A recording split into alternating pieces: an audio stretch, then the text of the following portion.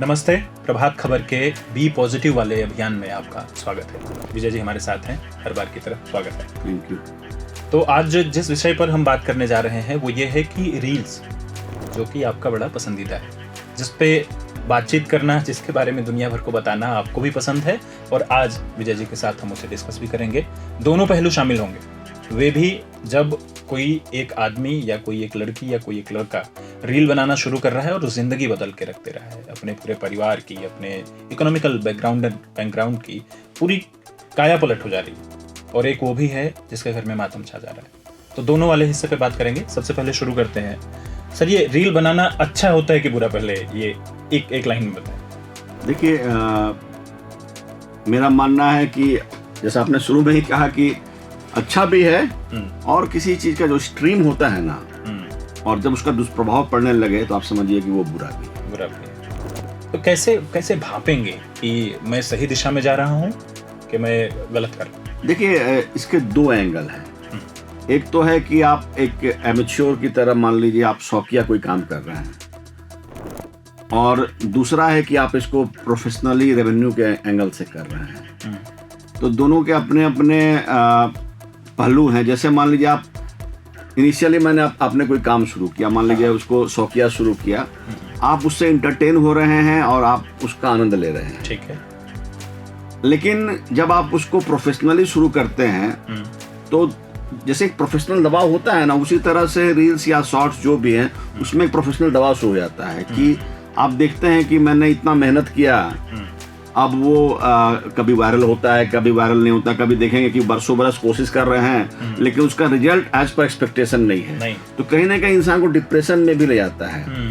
आप देखिए कि आप देख रहे हैं कि मेरे जानने वाले या कोई व्यक्ति है, अभी उसने ये काम शुरू किया, उसको इतने फॉलोवर हैं। ये जो लाइक, क्लिक्स, फॉलोवर की जो दुनिया है ना, ये अद्भुत है। ये आपको बहुत एनर्जाइज भी करती है, एंटरटेनिंग भी है, एट द सेम टाइम ये बहुत डिप्रेसिंग भी है और फ्रस्ट्रेटिंग भी है। तो इसको समझना पड़ेगा। देखिए, ये एक तरफ आपको सिनेमा के रास्ते आपके लिए खोल दे रही है, वेब सीरीज के रास्ते आपके लिए खोल दे रही है, दूसरी तरफ ये आपको छत पर से कूदने पर भी मजबूर कर दे रही है। तो दोनों लकीरों को भापना पड़ेगा। तो एक शख्स है, कोई ABCD उसका नाम है, उसने रील क्रिएट करना शुरू किया। उसे किस लेवल तक, उसका धैर्य का लेवल क्या होना चाहिए, और उसे कब तक वेट करना चाहिए? देखिए, ये तो देखिए मैन टू मैन, या जो इंसान के हिसाब से वेरी करता है कि आप जो काम कर रहे हैं, आपका एम्बिशन क्या है। अब प्रोफेशनली जब शुरू करते हैं तो हर आदमी की यही इच्छा होती है कि हम जो है छा जाए, इतना लाख, मिलियन, ट्रिलियन व्यू, एक जो होता है ना। लेकिन देखिए, आज के समय में मुझे लगता है सबसे कॉम्पिटिटिव वर्ल्ड है। तो अगर किसी को लगता है कि हम आएंगे और छा जाएंगे तो इतना आसान नहीं है।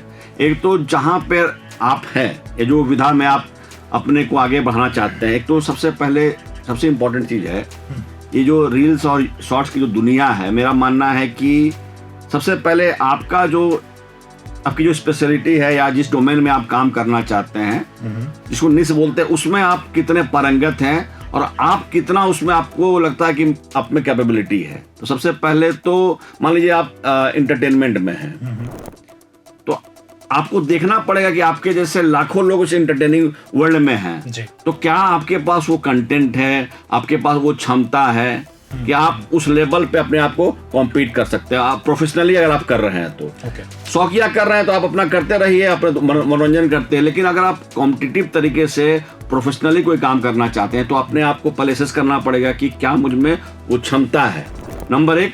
नंबर 2, जब आपको लगता है कि मुझ में क्षमता है, ठीक है, तो आपको उस दुनिया में अपनी जगह बनाने के लिए मशक्कत करना ही पड़ेगा, इनोवेटिव होना पड़ेगा, काम करना पड़ेगा।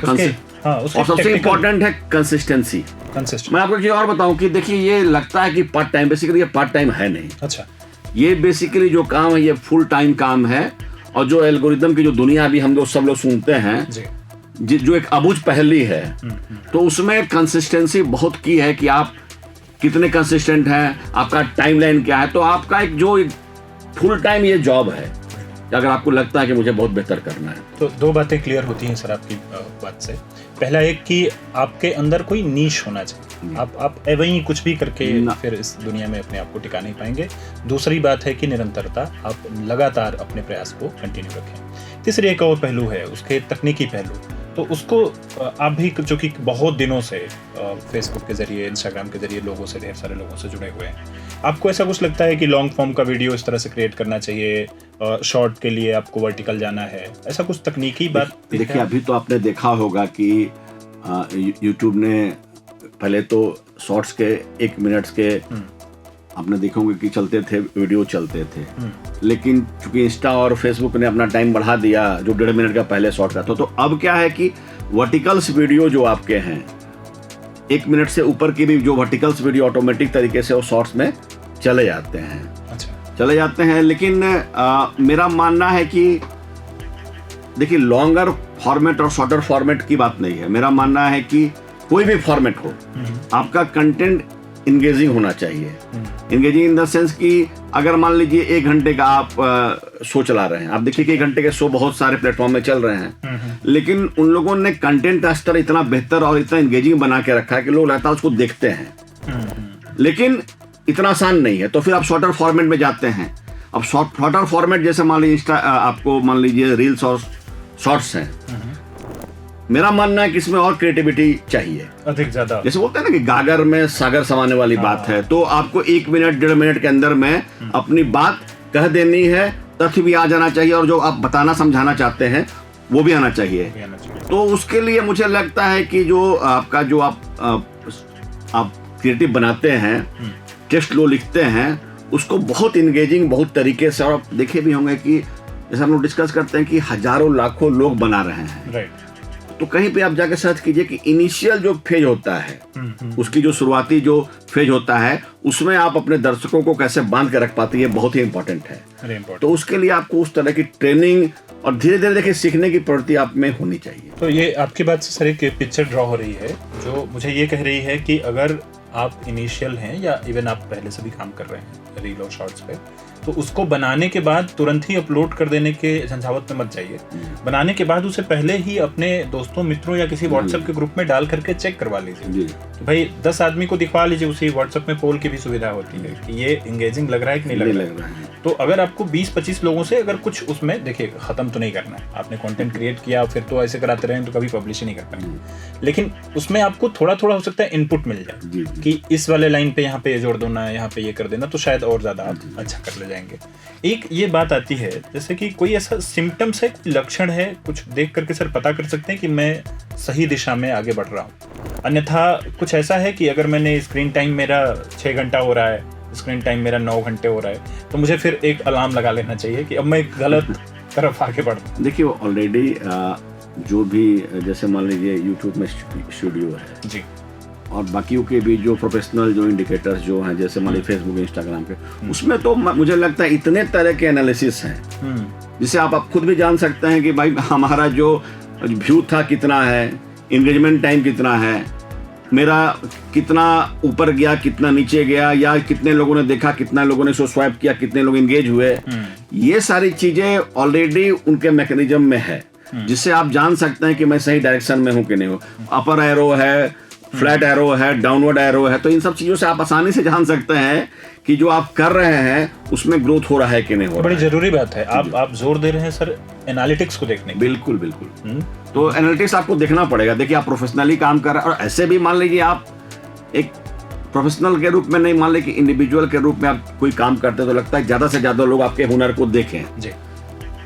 तो जैसे बोला ना जंगल में मोर नाचा किसने देखा, आप मान लीजिए आपने बनाया, कोई देख ही नहीं रहा है, तो आपको अपने कंटेंट को और इंगेजिंग बनाना पड़ेगा। दूसरा जो इम्पोर्टेंट फैक्टर है कि जो टेक्निकल पहलू है, जिसके बारे में एल्गोरिदम में, एसईओ के बारे में आप लोग ज़्यादा जानते हैं, उन सब चीज़ों के बारे में थोड़ी देखिए जानकारी रखनी पड़ेगी कि भाई मेरे को हैशटैग कैसे लगाना है, @ कहाँ लगाना है, क्या करना है। देखिए अलग किस्म की दुनिया है।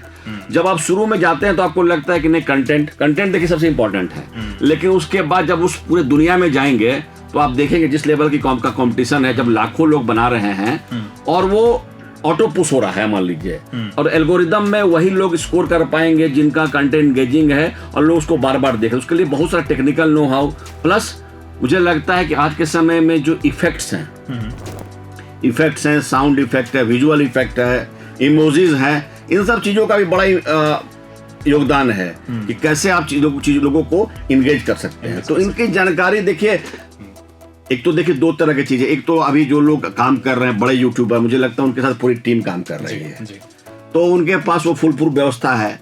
आप एक इंडिविजुअल के रूप में मान लीजिए काम कर रहे हैं, आपके पास उतना फाइनेंशियल कैपेबिलिटी नहीं है, हो सकता समय भी ना हो, तो इतना तो जरूर जानना पड़ेगा कि एक मिनिमम लेवल तक का एक नो हाउ होना चाहिए और समय के साथ सीखते सीखते उसको बेहतर करने की कोशिश करनी चाहिए। प्रभातखबर.com, विश्वास वही, रफ्तार नहीं।